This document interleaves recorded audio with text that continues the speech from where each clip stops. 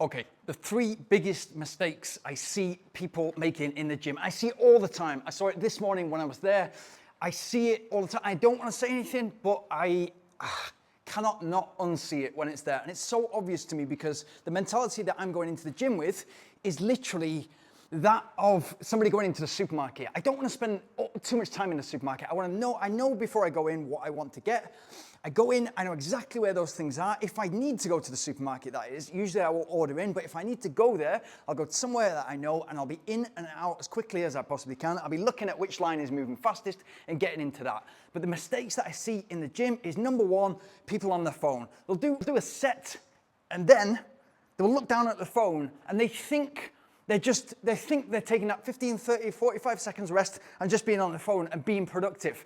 If you're trying to do two things at once, no matter what they are, no matter whether it's kind of listening to a podcast and trying to work at the same time, part of your brain is going to be listening more to that podcast in certain times than actually focused on the task in hand. Exactly the same in the gym. Music is a different thing altogether. If you've got music going, it's a great thing because that will stop people coming up and talking to you. It will move away distractions. It will keep you in your zone. If you need music, use it. I don't.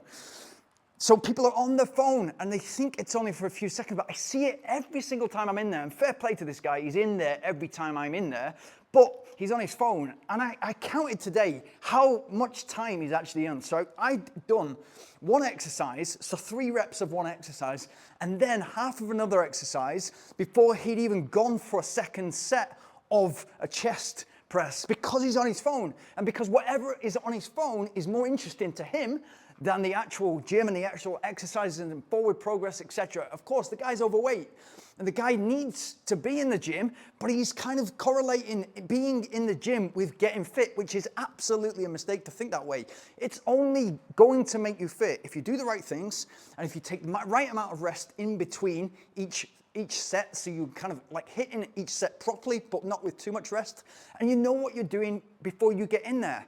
So exactly the same as the supermarket, before I'm going there, I know what I'm going to do. I know what muscles I'm going to work out. I know what the purpose of that session is. It's always, whether it's a run, a cycle, a weight session, for me, it's always the purpose. What is the purpose of this? Today's purpose was I'm going to make my lower leg stronger, calf, Achilles relationship. I'm going to strengthen that relationship, and I'm going to improve my glute strength as well. So it's literally 5 exercises that I've got to do once I go in there, and they are done. And add to that abs, 6 exercises. It's all done in 30 minutes, literally 5 minutes maximum per exercise. And I'd say that you do not need more than that. And that's 30 minutes in and out. So I'd say that it's less than 5 minutes per exercise. It's something between 3 and 4 minutes per exercise.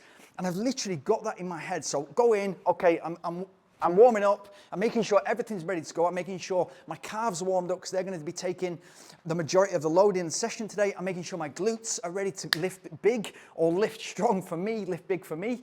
And then once I'm warmed up, my arms are warmed up, I'm straight on to hanging leg raises. Literally in a tree, but I'm straight on to hanging leg raises. And that's warming up my hip flexors, or working on my hip flexors to keep them strong for running and cycling, as well as looking after my core. And on the way that I swing back, I'm also looking after my lower back. There's so much goes into that, and that kind of preps me for the rest. And then I'm looking around and I'm looking, okay, what is available right now? And there's an order, especially when I'm doing legs, because it's the most important part for me as a runner, there's an order that I need to do it in, and it's biggest muscles first. So, okay, I'm on to deadlifts. And then I'm on there. So that's the biggest thing that I'd say. Like, put your phone away. Don't use your phone unless you've got it connected to your headphones and you have to use music, then that's the only time. The second thing that I would say, whether you're deadlifting, whether you're chest pressing, whatever you're doing, is do not overlift. Realize that your progress in the gym, you want it as linear as possible. Now, it's never like that. It's never as perfect as that. There's going to be back steps. There's going to be times that you go out because it's a wedding and you get absolutely hammered and you're not good until the Wednesday. There's going to be times when you get injured, you injure something, or you get ill and you have to take a week or 2 weeks off. But you've got to keep that progression going upwards by not overlifting. And the reason why we overlift is because we associate the more that we lift, the better shape that we're going to be in. Essentially that, the bigger the muscle, the less body fat, things like that, in order to make that muscle pop out and for us to look better. for us to be in better shape. It's not the case. You get stronger, the muscle gets stronger way before the ligaments and the tendons. So it's really important to know that, and it's important to go at the speed of the ligaments and tendons. Really, really important. Otherwise, you'll see it all the time, somebody over kind of lifting, or usually on the bench press, you see it with older people in the gym that are kind of more prone to injury. They're overlifting on the bench press because they want that bigger figure. And then all of a sudden, they've got it in the elbows or they've got it in the shoulder. How many people do you speak to that are over 30 in the gym that are either having shoulder surgery, or they're having problems with the shoulders, or they're having problems with the elbows? It's always that. And it's all down to an exercise that really you should be isolating the pectoral muscle. It's that simple. That's what you're trying to do. And so if you're on the bench press, yeah, the pec is getting hit, but a lot of the bicep and a lot of the upper arm and shoulders is taking that exercise. So don't overlift. If your goal is to get in shape, then you're not trying to be the strongest person in the gym. So leave your ego at the door and focus on what you're good at and what you're trying to achieve, which is a better physique. Simple as that. So don't overlift. The next mistake that I see, I'm going to give you a bonus at the end as well, but the next mistake I see, again, I saw it today, I see it most times that I go in the gym, is people going in there with a friend or going in there with two friends.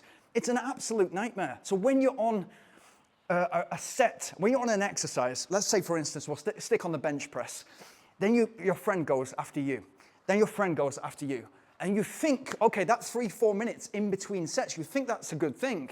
And maybe if you're a power lifter trying to hit a 1 rep max of a super heavy weight, maybe that is okay and that's useful. But those are the absolute elites. If you're trying to build a better physique, the maximum amount of time you want in between is a 1 minute, maximum 1 minute. I would say if you can keep that between 30 seconds and 45 seconds, that's a sweet spot. That's going to keep your heart rate elevated throughout the entire session. And you've got to be saying after a set, before you finish this set, if it's bench press, for instance, and then you're going on to something that's more crossover or cable crossover, you've got to be thinking, right, okay, what is next?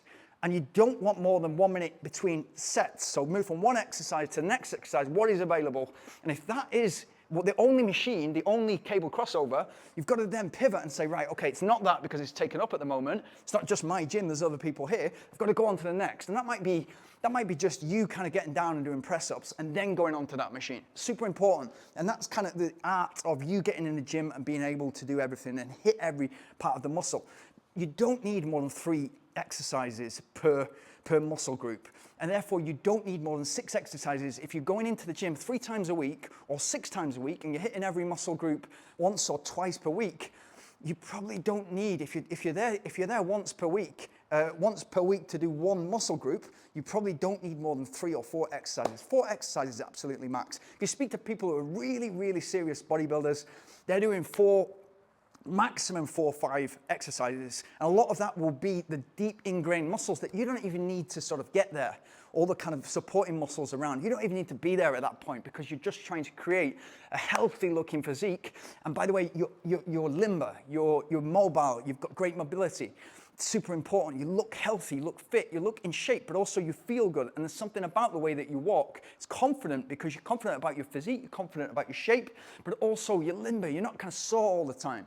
So super important. If you're there with even one friend, and you're waiting for them to finish, and then you're going in, you're doing yourself a disservice. And what you're doing is you're relying on other people in order to go to the gym. If you're doing that once per week, okay, if it's part of a social thing and it keeps you active and it keeps you accountable to those other people, that might be a different dynamic and it might be doing you a favor. 99 times out of 100, it's not great to be training with a friend or to be training with 2 friends especially. And it's usually, if you look around the gym, it's usually the people that are brand new to it that just think this is a social activity when it's not. And they're people who are not going to stick at it because they can just as easily go and do anything else with 2 friends. Or it's the people who are super junior and they just want other people to accompany them into the gym, safety in numbers. You don't need that. The fourth and the bonus thing that I will say to you is most people, and this has been fed to us in marketing, heavy marketing for a long time, most people walk around at the end of a training session, in a gym training session, with a protein shake, as if like it's almost become like a Starbucks status symbol. You don't need protein in your muscles that quickly. You've got a 4-hour window to get a good meal and a good level of protein inside of you. it's not going to be absorbed as well or as quickly as sugar. And what your muscles need right after a session is sugar. So fruit or a fruit smoothie is absolutely perfect. I go as far to say that a sugary drink, ideally with something with electrolytes in it, is way better than a protein shake the first thing afterwards. It used to be for a long time that everybody was talking about a 15-minute window that you need to get protein in your body. It's absolutely a myth. And if you can read up on PubMed or wherever you can read a scientific study on this, you need protein, a good amount of protein, 25, 30 grams within 4 hours of finishing your weight session. Exactly the same with a running session, sugar first, later. Carbohydrate first, later protein. Good luck. If you've got any questions, you disagree with me, put it in the comments.